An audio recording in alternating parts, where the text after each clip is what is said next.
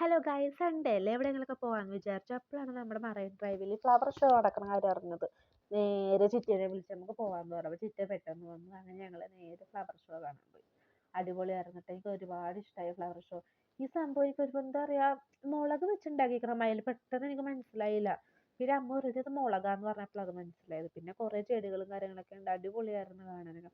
എന്താ പറയുക, flower show വേറെയൊക്കെ ഞാൻ കണ്ടിട്ടുണ്ട്. പക്ഷേ ഇത്രയും ചെടി കണ്ടിട്ടില്ല. നല്ല ഭംഗിയുണ്ടായി കാണാൻ. കുറേ വെറൈറ്റി ടൈപ്പും കാര്യങ്ങളൊക്കെ.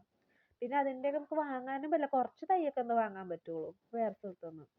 പിന്നെ ഇവനൊന്ന് വെളുപ്പിച്ചെടുക്കാന്ന് അയാൾ പറഞ്ഞു. അങ്ങനെ അവൻ നിന്ന് കൊടുക്കുന്നുണ്ട് കേട്ടോ. അയാൾ എന്തൊക്കെയോ ക്രീമും കാര്യങ്ങളൊക്കെ തേച്ച് എന്തൊക്കെയോ ചെയ്യുന്നുണ്ട്.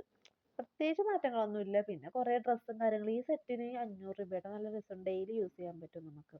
അങ്ങനെ നേരെ അവിടെ ഇറങ്ങിയപ്പോഴാണ് ഐസ്ക്രീം കണ്ടു. പക്ഷേ ഐസ്ക്രീം കഴിച്ച് തൊണ്ടവേദന കാരണം വാങ്ങിയില്ല.